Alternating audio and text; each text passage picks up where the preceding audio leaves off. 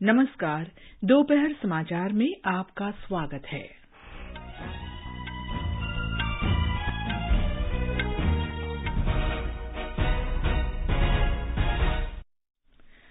प्रधानमंत्री नरेंद्र मोदी ने वस्त्र प्रौद्योगिकी और विनिर्माण क्षेत्रों में भागीदारी बढ़ाने के लिए जापान के उद्योगपतियों को भारत में निवेश करने के लिए आमंत्रित किया। प्रधानमंत्री कल टोक्यो में क्वाड नेताओं की शिखर बैठक में भाग लेंगे। श्री मोदी अमेरिका के राष्ट्रपति तथा ऑस्ट्रेलिया और जापान के प्रधानमंत्रियों के साथ द्विपक्षीय बैठकें भी करेंगे। प्रधानमंत्री 21 जून को अंतर्राष्ट्रीय योग दिवस के अवसर पर आयोजित होने वाले मुख्य कार्यक्रम में नेतृत्व करेंगे। डिजी लॉकर सेवा का उपयोग करने के लिए अब व्हाट्सएप पर माईगव हेल्प डेस्क का उपयोग किया जा सकेगा। राष्ट्रीय भर्ती एजेंसी इस वर्ष से अराजपत्रित पदों पर भर्ती के लिए ऑनलाइन सामान्य पात्रता परीक्षा आयोजित करेगी। विश्व स्वास्थ्य संगठन ने स्वास्थ्य के क्षेत्र में उत्कृष्ट योगदान के लिए भारत की 10 लाख महिला आशा कार्यकर्ताओं को सम्मानित किया। उत्तर प्रदेश की 18वीं विधानसभा का पहला सत्र राज्यपाल के संबोधन के साथ शुरू हुआ। मौसम विभाग ने अगले 2 दिन के दौरान उत्तर, पश्चिम और पूर्वी भारत में व्यापक वर्षा का अनुमान व्यक्त किया है। दिल्ली और राष्ट्रीय राजधानी क्षेत्र के विभिन्न हिस्सों में आज सुबह हल्की से मध्यम बारिश हुई। इंडोनेशिया में 11वीं एशिया कप हॉकी चैंपियनशिप के पहले मैच में आज शाम भारत का मुकाबला पाकिस्तान से होगा और आईपीएल क्रिकेट में गुजरात टाइटंस और राजस्थान रॉयल्स के बीच पहला क्वालिफायर मैच कल कोलकाता में खेला जाएगा।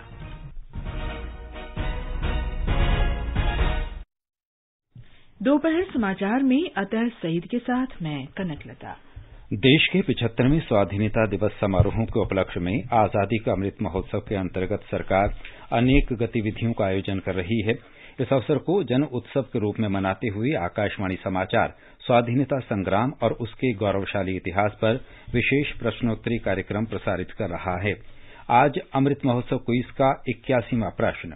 आज का प्रश्न है, महाराष्ट्र में रचनात्मक सैन्य और प्रशासनिक कार्यों को संचालित करने वाली प्रति सरकार का गठन किस वर्ष किया गया था? श्रोता अपने उत्तर व्हाट्सएप नंबर 8826546262 पर भेज सकते हैं या हमें इस पते पर ईमेल कर सकते हैं amritmahotsav@prasarbharati.gov.in। एक भाग्यशाली प्रतिभागी को विजेता चुना जाएगा और कल के समाचार प्रभात में उनके नाम की घोषणा की जाएगी। विजेता को ई प्रमाण पत्र और पुरस्कार दिया जाएगा। और अब समाचार विस्तार से। प्रधानमंत्री नरेंद्र मोदी ने जापान के उद्योगपतियों को कपड़ा, प्रौद्योगिकी और विनिर्माण क्षेत्रों में निवेश के लिए आमंत्रित किया है और भारत की विकास यात्रा में भागीदार बनने को कहा है। जापान की 2 दिन की यात्रा के पहले दिन श्री मोदी ने आज प्रमुख जापानी कंपनियों के मुख्य कार्यकारी अधिकारियों से मुलाकात की। प्रधानमंत्री ने भारत में कपड़ा क्षेत्र में खुदरा विक्रेता के लिए निवेश के अवसरों पर चर्चा करने के वास्ते जापानी कपड़ों के ब्रांड फास्ट रिटेलिंग यूनिक्लो के मुख्य कार्यकारी अधिकारी तदाशी यानाई से मुलाकात की। दोनों ने भारत में यूनिक्लो की बढ़ती उपस्थिति और उत्पादन आधारित प्रोत्साहन PLI योजना के तहत भारत में कपड़ा तैयार करने के लिए निवेश के अवसरों पर चर्चा की। श्री यानाई ने भारत के लोगों के उद्यमशीलता में जोश की सराहना की। प्रधानमंत्री श्री मोदी ने उन्हें कपड़ा क्षेत्र को और विकसित करने के उद्देश्य से पीएम मित्रा योजना में भाग लेने के लिए कहा। प्रधानमंत्री और यानाई दोनों नेताओं ने औद्योगिक विकास, बुनियादी ढांचे, कराधान और श्रम के क्षेत्रों सहित भारत में विदेशी निवेशकों के लिए व्यापार करना आसान बनाने के वास्ते किए जा रहे विभिन्न सुधारों पर चर्चा की। प्रधानमंत्री ने आज टोक्यो में NEC कॉरपोरेशन के अध्यक्ष डॉक्टर नोबुहिरो एंडो से मुलाकात की। उन्होंने भारत के दूरसंचार क्षेत्र में NEC की भूमिका की सराहना की और भारत में नई तथा उभरती प्रौद्योगिकी के क्षेत्र में मौजूद अवसरों पर चर्चा की। प्रधानमंत्री ने सॉफ्टबैंक के संस्थापक श्री मासायोशी सोन से भी मुलाकात की। श्री मोदी से मुलाकात के बाद श्री सोन ने कहा कि भारत बहुत तेजी से बढ़ रहा है।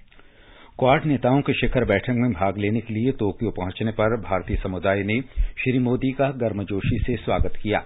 श्री मोदी ने कहा कि जापान में भारतीय समुदाय ने विभिन्न क्षेत्रों में अग्रणी योगदान दिया है। उन्होंने कहा कि जापान में प्रवासी भारतीय भी भारत में अपनी जड़ों से जुड़े हुए हैं। जापान यात्रा पर गए प्रधानमंत्री नरेंद्र मोदी ने जापान के समाचार पत्र में दोनों देशों के बीच जीवंत संबंधों पर संपादकीय पृष्ठ पर लेख लिखा है। श्री मोदी ने एक ट्वीट में कहा कि दोनों देशों की साझेदारी शांति, स्थिरता और समृद्धि के लिए है। श्री मोदी ने कहा कि भारत और जापान की विशेष मित्रता ने 70 वर्ष की गौरवशाली यात्रा पूरी कर ली है। उन्होंने कहा कि भारत और जापान स्थिर और सुरक्षित हिंद प्रशांत क्षेत्र के महत्वपूर्ण स्तंभ हैं। श्री मोदी ने कहा कि उन्हें बहुत खुशी है कि दोनों देश विभिन्न बहुपक्षीय मंचों पर घनिष्ठता के साथ काम कर रहे हैं।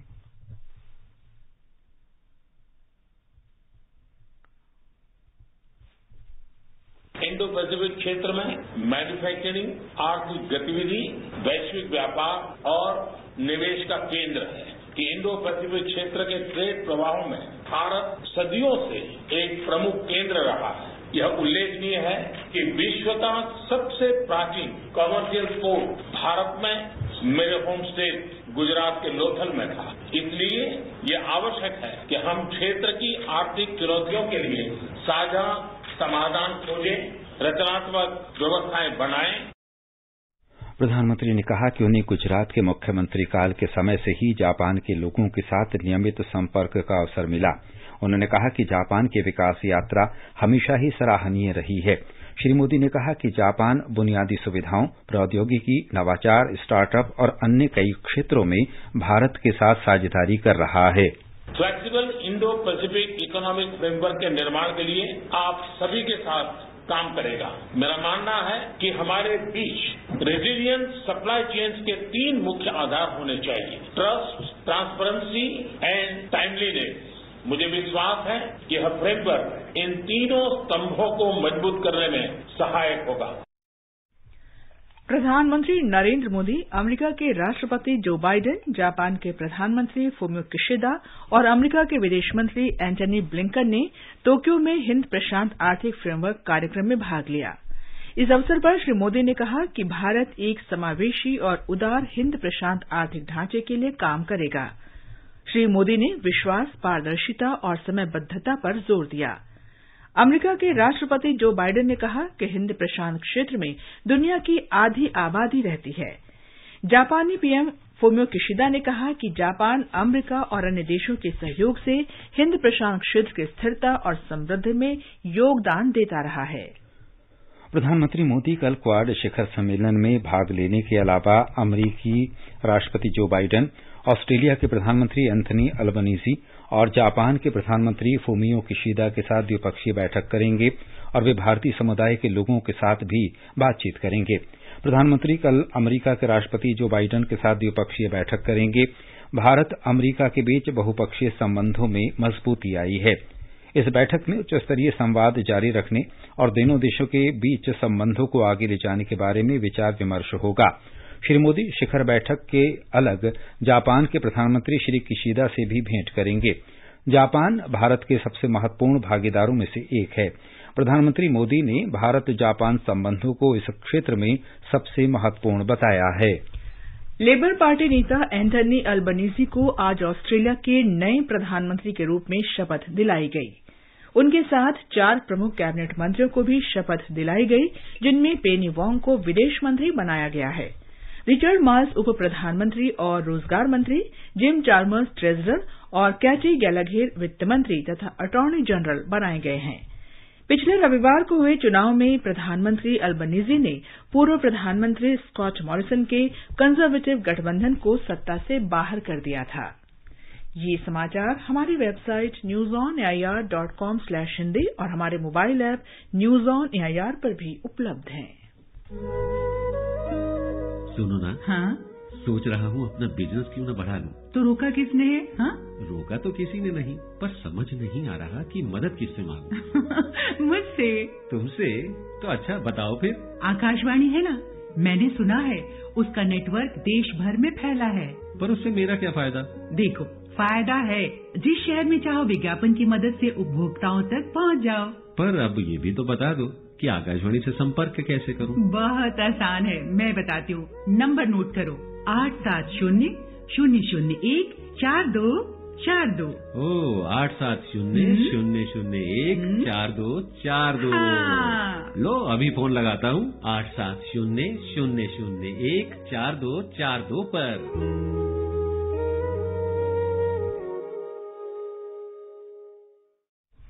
दोपहर समाचार में आपका फिर स्वागत है।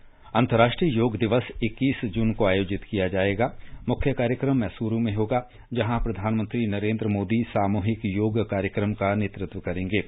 आज नई दिल्ली में संवाददाताओं से बातचीत में आयुष मंत्री सर्बानंद सोनोवाल ने कहा कि चूंकि ये अंतर्राष्ट्रीय योग दिवस आजादी का अमृत महोत्सव वर्ष में हो रहा है, इसलिए देश में 75 प्रमुख स्थानों पर योग दिवस मनाया जाएगा। अगली 21 जून को हम मैसूरू में फाइनल इवेंट मास योगा डेमोन्स्ट्रेशन होंगे, जिसपे हमारे देश के आदर्शवादी नेता माननीय प्रधानमंत्री जी नेतृत्व देंगे। देश के अलग अलग प्रांतों में 75 आइकॉनिक लोकेशन में इंटरनेशनल डे ऑफ योगा मनाया जाएगा और सारे प्रक्रिया में हर मंत्रालय शामिल होंगे और हर मंत्रालय भी अपने विभाग, अपने अलग अलग संस्थाओं के जरिए उसी दिन 75 लोकेशन में वो भी इंटरनेशनल डे ऑफ योगा मनाएंगे। श्री सोनोवाल ने कहा कि मैसूर में मुख्य कार्यक्रम के अलावा एक अन्य आकर्षण गार्जियन रिंग होगा, जो एक रिले योग स्ट्रीमिंग कार्यक्रम है। गृहमंत्री अमित शाह ने आज नई दिल्ली में प्रधानमंत्री संग्रहालय का दौरा किया। तीन मूर्ति एस्टेट स्थित इस संग्रहालय का पिछले महीने प्रधानमंत्री नरेंद्र मोदी ने उद्घाटन किया था। 43 गैलरियों वाले इस संग्रहालय में 14 पूर्व प्रधानमंत्रियों के जीवन और उनके योगदान को दर्शाया गया है। इसमें विविधता और प्रदर्शन को दर्शाने के लिए अत्याधुनिक प्रौद्योगिकी का इस्तेमाल किया गया है। उत्तर प्रदेश में वाराणसी की जिला अदालत में आज ज्ञानवापी मस्जिद मामले की सुनवाई चल रही है। उच्चतम न्यायालय ने मामले की संवेदनशीलता को देखते हुए ये मामला जिला न्यायाधीश की अदालत को स्थानांतरित कर दिया था। इस बीच काशी विश्वनाथ मंदिर के पुजारी रहे डॉक्टर कुलपति तिवारी ने ज्ञानवापी मस्जिद परिसर के अंदर मिले शिवलिंग की पूजा का अधिकार दिलाने के लिए अदालत का रुख किया है। उत्तर प्रदेश में 18वीं विधानसभा का पहला सत्र राज्यपाल के अभिभाषण के साथ शुरू हुआ। इस दौरान विपक्षी सदस्यों ने नारेबाजी की। राज्यपाल आनंदीबेन ने कहा कि राज्य सरकार ने गरीबों और वंचितों के कल्याण के लिए विभिन्न योजनाएं शुरू की हैं। आज सवेरे सदन की कार्यवाही शुरू होते ही राज्यपाल के अभिभाषण के दौरान समाजवादी पार्टी के सदस्य सदन के बीचों बीच आकर नारेबाजी करने लगे। अभिभाषण समाप्त होते ही सदन की कार्यवाही स्थगित कर दी गई। ये सत्र 31 मई तक चलेगा। योगी आदित्यनाथ सरकार के दूसरे कार्यकाल का पहला बजट बृहस्पतिवार को सदन में पेश किया जाएगा। पहली बार सदन की कार्यवाही पेपरलेस हुई। सदन की कार्यवाही का यूट्यूब और फेसबुक के माध्यम से सीधा प्रसारण किया गया। सरकार ने कहा है कि संपूर्ण हज प्रक्रिया को पूरी तरह पारदर्शी बनाया गया है और ये सुनिश्चित किया गया है कि 2 वर्ष बाद हज यात्रियों पर अतिरिक्त वित्तीय बोझ न पड़े। आज नई दिल्ली में हज समन्वयकों, अधिकारियों और सहायकों के 2 दिवसीय प्रशिक्षण कार्यक्रम का उद्घाटन करते हुए अल्पसंख्यक मामलों के मंत्री मुख्तार अब्बास नकवी ने कहा कि हज करने के सपने को साकार करने के लिए इस प्रक्रिया को 100% डिजिटल बनाया गया है। आगे बढ़ने से पहले मुख्य समाचारों पर एक नजर। प्रधानमंत्री नरेंद्र मोदी ने वस्त्र प्रौद्योगिकी और विनिर्माण क्षेत्रों में भागीदारी बढ़ाने के लिए जापान के उद्योगपतियों को भारत में निवेश करने के लिए आमंत्रित किया। प्रधानमंत्री कल टोक्यो में क्वाड नेताओं की शिखर बैठक में भाग लेंगे। श्री मोदी अमेरिका के राष्ट्रपति तथा ऑस्ट्रेलिया और जापान के प्रधानमंत्रियों के साथ द्विपक्षीय बैठकें भी करेंगे। प्रधानमंत्री 21 जून को अंतर्राष्ट्रीय योग दिवस के अवसर पर आयोजित होने वाले मुख्य कार्यक्रम का नेतृत्व करेंगे। डिजीलॉकर सेवा का उपयोग करने के लिए अब व्हाट्सएप पर माईगॉव हेल्प डेस्क का उपयोग किया जा सकेगा। राष्ट्रीय भर्ती एजेंसी इस वर्ष से अराजपत्रित पदों पर भर्ती के लिए ऑनलाइन सामान्य पात्रता परीक्षा आयोजित करेगी। विश्व स्वास्थ्य संगठन ने स्वास्थ्य के क्षेत्र में उत्कृष्ट योगदान के लिए भारत की 10 लाख महिला आशा कार्यकर्ताओं को सम्मानित किया। उत्तर प्रदेश की 18वीं विधानसभा का पहला सत्र राज्यपाल के संबोधन के साथ शुरू हुआ। मौसम विभाग ने अगले 2 दिनों के दौरान उत्तर, पश्चिम और पूर्वी भारत में व्यापक वर्षा का अनुमान व्यक्त किया है। दिल्ली और राष्ट्रीय राजधानी क्षेत्र के विभिन्न हिस्सों में आज सुबह हल्की से मध्यम बारिश हुई। इंडोनेशिया में 11वीं एशिया कप हॉकी चैंपियनशिप के पहले मैच में आज शाम भारत का मुकाबला पाकिस्तान से होगा। और आईपीएल क्रिकेट में गुजरात टाइटंस और राजस्थान रॉयल्स के बीच पहला क्वालीफायर मैच कल कोलकाता में खेला जाएगा। सरकारी सेवाओं को और सुलभ, समावेशी और पारदर्शी बनाने के लिए माईगव हेल्प डेस्क ने कई बड़ी पहल की है। अब व्हाट्सएप पर भी माईगव प्लेटफॉर्म का इस्तेमाल करके डिजी लॉकर सेवाओं का लाभ लिया जा सकेगा। इनमें जरूरी दस्तावेज, पैन कार्ड, ड्राइविंग लाइसेंस, वाहन पंजीकरण दस्तावेज आदि व्हाट्सएप के जरिए आसानी से डाउनलोड हो सकेगा। व्हाट्सएप नंबर 9013151515 पर नमस्ते या हाय भेजकर डिजी लॉकर की सेवाओं तक पहुंचा जा सकता है। विश्व स्वास्थ्य संगठन ने भारत की 10 लाख महिला आशा स्वास्थ्य कार्यकर्ताओं को वैश्विक स्वास्थ्य में उत्कृष्ट योगदान के लिए सम्मानित किया है। एक रिपोर्ट।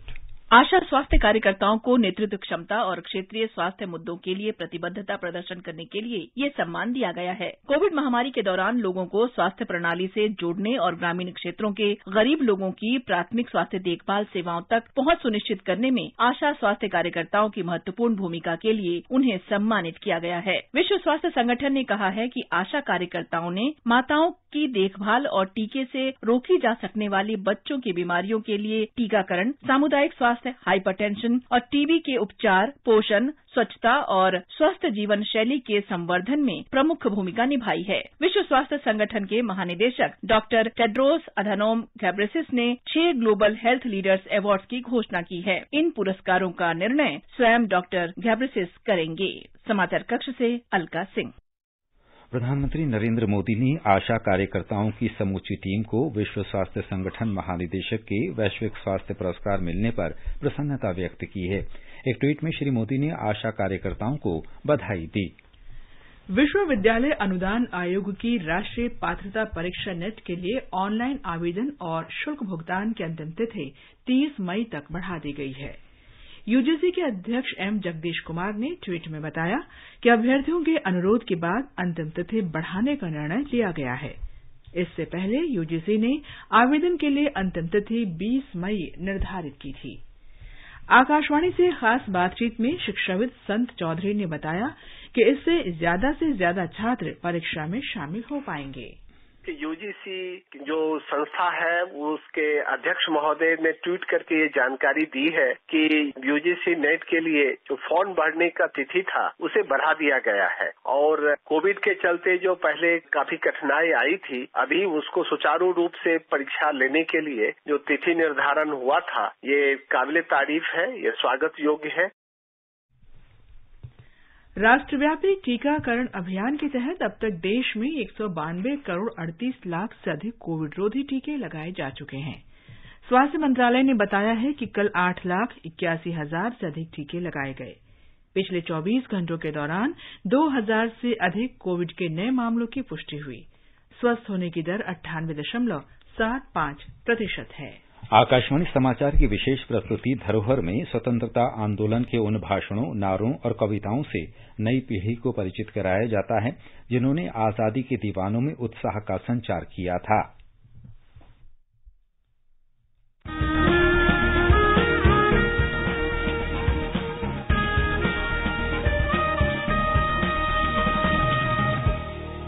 आजादी के आंदोलन के खजाने में ऐसे ढेरों शब्द जिन्होंने बदल दिए इतिहास। तारीख बदलने वाले लफ्जों पर आकाशवाणी समाचार प्रसारित कर रहा है विशेष कार्यक्रम धरोहर हर सोमवार।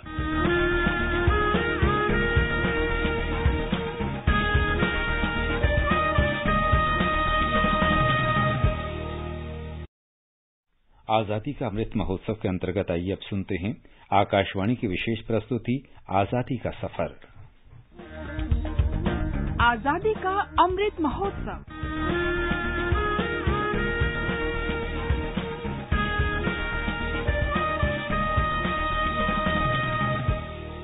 आजादी का सफर आकाशवाणी के संग। भारत की स्वतंत्रता का संघर्ष आधुनिक विश्व के महानतम स्वतंत्रता संघर्षों में से एक है। आकाशवाणी से हम रोजाना ला रहे हैं इस स्वतंत्रता संघर्ष की झलक।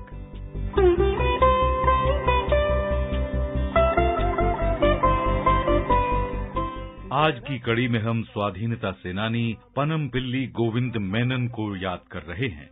उनका निधन 23 मई 1970 को हुआ था।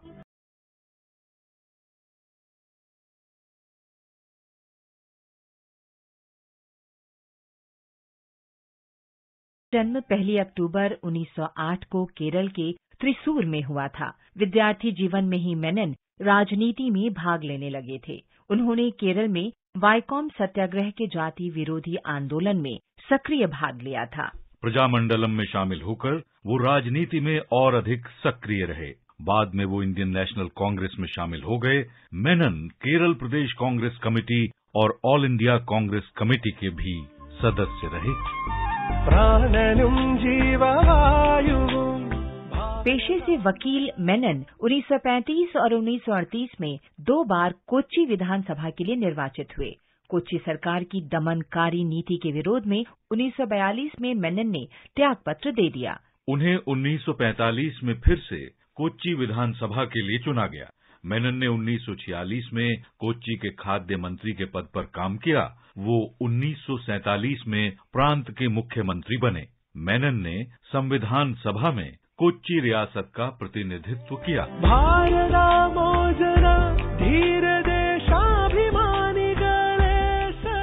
त्रावणकोर कोच्चि राज्य के गठन के उपरांत मेनन 1952 में राज्य के वित्त मंत्री बने। उन्होंने त्रावणकोर कोच्चि राज्य के मुख्यमंत्री के पद पर भी कार्य किया। वो 1962 में लोकसभा के लिए निर्वाचित हुए और खाद्य, कृषि, सामुदायिक विकास और सहयोग मंत्रालय का कामकाज संभाला। मेनन 1967 में रेल मंत्री, कानून मंत्री और समाज कल्याण मंत्री भी रहे। मेनन ने सार्वजनिक कार्यों में विविध प्रकार की भूमिका निभाई। उन्हें वंचित वर्गों के हिमायती के रूप में जाना जाता है। वे शिक्षकों की स्थिति में सुधार के लिए जाने जाते हैं। उन्होंने विभिन्न अंतर्राष्ट्रीय सम्मेलनों में भारत का प्रतिनिधित्व किया। वो जीवन भर राष्ट्र की सेवा करते रहे। महान राष्ट्रवादी पनमपिल्ली गोविंद मेनन को हमारा नमन। 23 मई 1947 को ब्रिटिश कैबिनेट ने गवर्नर जनरल माउंटबेटन की भारत विभाजन नीति को पारित कर दिया। इस नीति के तहत 2 नए राष्ट्र भारत और पाकिस्तान बनाने का प्रस्ताव था।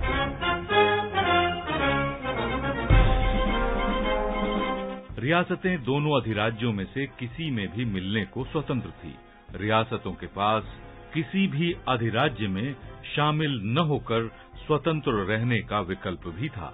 भारतीय नेताओं ने इस योजना का विरोध किया क्योंकि उन्हें महसूस हुआ कि इससे भारत की एकता और संप्रभुता को खतरा था।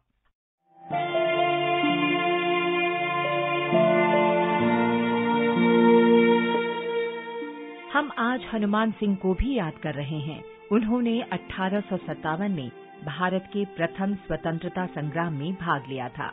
शुरू में Hanuman Singh British east India की सेना में नौकरी करते थे, लेकिन बाद में नौकरी छोड़कर वे स्वतंत्रता सेनानियों के साथ शामिल हो गए। उन्होंने विभिन्न अवसरों पर अंग्रेजों से लोहा लिया और सहयोगी सेनानियों की आर्थिक सहायता भी की। बाद में ईस्ट इंडिया कंपनी की सेना ने हनुमान सिंह को गिरफ्तार कर लिया और अंग्रेजों से राजद्रोह करने का मुकदमा उन पर चलाया। उन्हें 1857 में लोहे की बेड़ियों में जकड़कर सश्रम आजीवन कारावास के लिए निर्वासन की सजा दी गई। अंडमान द्वीप की सेलुलर जेल में 23 मई 1858 को उनका निधन हो गया। मां भारती के महान सपूत हनुमान सिंह को हमारा शत शत नमन। इसके साथ ही आज की कड़ी संपन्न होती है। आजादी का सफर आकाशवाणी के संग। कल फिर मिलेंगे नई कड़ी के साथ।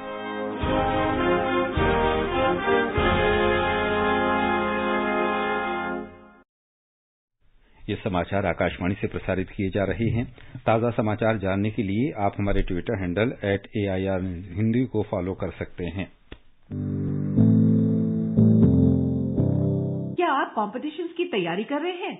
आपके लिए आकाशवाणी लाया है एक इंटरैक्टिव प्रोग्राम अभ्यास। एक ऐसा प्रोग्राम जहां आप पूछेंगे सवाल व्हाट्सएप नंबर 9289094044 पर, या फिर ईमेल भी कर सकते हैं abhyas.airnews@gmail.com पर।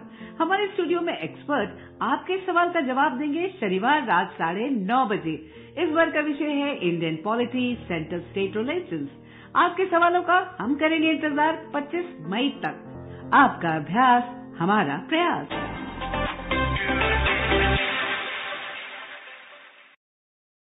ये आकाशवाणी है। कार्मिक और लोक शिकायत मंत्री डॉक्टर जितेंद्र सिंह ने कहा है कि इस वर्ष से अराजपत्रित पदों पर भर्ती के लिए सामान्य पात्रता परीक्षा सीईटी का आयोजन किया जाएगा। कार्मिक और प्रशिक्षण विभाग डीओपीटी के अंतर्गत सभी 6 स्वायत्त निकायों की कल नई दिल्ली में संयुक्त बैठक हुई। बैठक की अध्यक्षता करते हुए श्री सिंह ने कहा कि डीओपीटी के अंतर्गत राष्ट्रीय भर्ती एजेंसी एनआरए वर्ष के अंत तक अराजपत्रित पदों के लिए कंप्यूटर आधारित ऑनलाइन सामान्य पात्रता परीक्षा सीईटी आयोजित करने की तैयारी कर रही है। उन्होंने कहा कि यह परीक्षा देश के प्रत्येक जिले में कम से कम एक परीक्षा केंद्र पर होगी। उन्होंने कहा कि शुरुआत में परीक्षा हिंदी और अंग्रेजी सहित 12 भाषाओं में आयोजित की जाएगी। बाद में संविधान की 8वीं अनुसूची में उल्लिखित सभी भाषाओं में ये परीक्षा आयोजित होगी।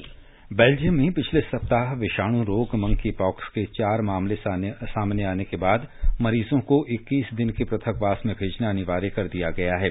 बेल्जियम ऐसा पहला देश है जिसने फैसला किया है। एक ट्वीट में कोविड के लिए बनी राष्ट्रीय प्रयोगशाला में प्रभारी जीवाणु विशेषज्ञ एमैनुअल आंद्रे ने देश में चौथे मरीज में मंकी पॉक्स का संक्रमण पाए जाने की पुष्टि की है। इंडोनेशिया के जकार्ता में एशिया कप पुरुष हॉकी चैंपियनशिप में आज चिर प्रतिद्वंदी भारत और पाकिस्तान आमने सामने होंगे। मैच भारतीय समय के अनुसार शाम 5 बजे से शुरू होगा। मौजूदा चैंपियन भारत को पाकिस्तान, जापान और मेजबान इंडोनेशिया के साथ पूल ए में रखा गया है। भारत का अगला मुकाबला कल जापान से होगा। हरियाणा ने हॉकी इंडिया सब जूनियर महिला राष्ट्रीय चैंपियनशिप 2022 का खिताब जीत लिया है। कल इम्फाल में फाइनल मुकाबले में हरियाणा ने झारखंड को 2-0 से हराया। आईपीएल क्रिकेट के पहले क्वालीफायर में कल कोलकाता के ईडन गार्डन्स में गुजरात टाइटंस का मुकाबला राजस्थान रॉयल्स से होगा। ये मैच शाम 7:30 बजे खेला जाएगा। कल रात मुंबई के वानखेड़े स्टेडियम में अंतिम लीग मैच में पंजाब किंग्स ने सनराइजर्स हैदराबाद को 5 विकेट से हरा दिया। भारतीय मौसम विभाग ने देश के उत्तरी, पश्चिमी और पूर्वी क्षेत्रों में अगले 2 दिन में व्यापक वर्षा का अनुमान व्यक्त किया है। मौसम विभाग ने कहा है कि जम्मू कश्मीर, हिमाचल प्रदेश, उत्तराखंड, पंजाब, हरियाणा, उत्तर प्रदेश और राजस्थान में कल तक अनेक क्षेत्रों में वर्षा होगी। मौसम विभाग ने उत्तराखंड में वर्षा को देखते हुए आज के लिए ऑरेंज और कल के लिए येलो अलर्ट जारी किया है। विभाग के अनुसार राज्य के कुछ मैदानी इलाकों में 70 से 90 और पहाड़ी इलाकों में 50 से 60 किलोमीटर प्रति घंटे की रफ्तार से हवाएं चलेंगी। कुमाऊं संभाग के दूर दराज के इलाकों में तेज वर्षा की संभावना को देखते हुए जिला प्रशासन और राज्य आपदा मोचन बल को सतर्क किया गया है। दिल्ली और राष्ट्रीय राजधानी क्षेत्र के विभिन्न हिस्सों में आज सुबह आंधी और तेज हवाओं के साथ हल्की से मध्यम बारिश हुई। आंधी और वर्षा के कारण इंदिरा गांधी अंतर्राष्ट्रीय हवाई अड्डे पर उड़ानें प्रभावित हुई। राष्ट्रीय राजधानी के कुछ क्षेत्रों में पेड़ उखड़ गए और आईटीओ, दिल्ली नोएडा फ्लाईओवर तथा एम्स सहित विभिन्न हिस्सों में यातायात अवरुद्ध हुआ। उत्तर भारत में श्रीनगर, लेह, जम्मू, गिलगित और मुजफ्फराबाद में बादल छाए रहेंगे। 1-2 स्थानों पर गरज के साथ बौछारें पड़ सकती हैं। बुलेटिन समाप्त होने से पहले अमृत महोत्सव क्विज का आज का प्रश्न फिर सुन लें। महाराष्ट्र में रचनात्मक सैन्य और प्रशासनिक कार्यों को संचालित करने वाली प्रति सरकार का गठन किस वर्ष किया गया था? अंत में मुख्य समाचार एक बार फिर। प्रधानमंत्री नरेंद्र मोदी ने वस्त्र प्रौद्योगिकी और विनिर्माण क्षेत्रों में भागीदारी बढ़ाने के लिए जापान के उद्योगपतियों को भारत में निवेश करने के लिए आमंत्रित किया। प्रधानमंत्री कल टोक्यो में क्वाड नेताओं की शिखर बैठक में भाग लेंगे। श्री मोदी अमेरिका के राष्ट्रपति तथा ऑस्ट्रेलिया और जापान के प्रधानमंत्रियों के साथ द्विपक्षीय बैठकें भी करेंगे। प्रधानमंत्री 21 जून को अंतर्राष्ट्रीय योग दिवस के अवसर पर आयोजित होने वाले मुख्य कार्यक्रम का नेतृत्व करेंगे। डिजी लॉकर सेवा का उपयोग करने के लिए अब व्हाट्सएप पर माईगव हेल्प डेस्क का इस्तेमाल किया जा सकेगा। राष्ट्रीय भर्ती एजेंसी इस वर्ष से अराजपत्रित पदों पर भर्ती के लिए ऑनलाइन सामान्य पात्रता परीक्षा आयोजित करेगी। विश्व स्वास्थ्य संगठन ने स्वास्थ्य के क्षेत्र में उत्कृष्ट योगदान के लिए भारत की 10 लाख महिला आशा कार्यकर्ताओं को सम्मानित किया। उत्तर प्रदेश की 18वीं विधानसभा का पहला सत्र राज्यपाल के संबोधन के साथ शुरू हुआ। मौसम विभाग ने अगले 2 दिन के दौरान उत्तर पश्चिम और पूर्वी भारत में व्यापक वर्षा का अनुमान व्यक्त किया है। दिल्ली और राष्ट्रीय राजधानी क्षेत्र के विभिन्न हिस्सों में आज सुबह हल्की से मध्यम बारिश हुई। इसके साथ ही दोपहर समाचार का ये अंक समाप्त हुआ। नमस्कार।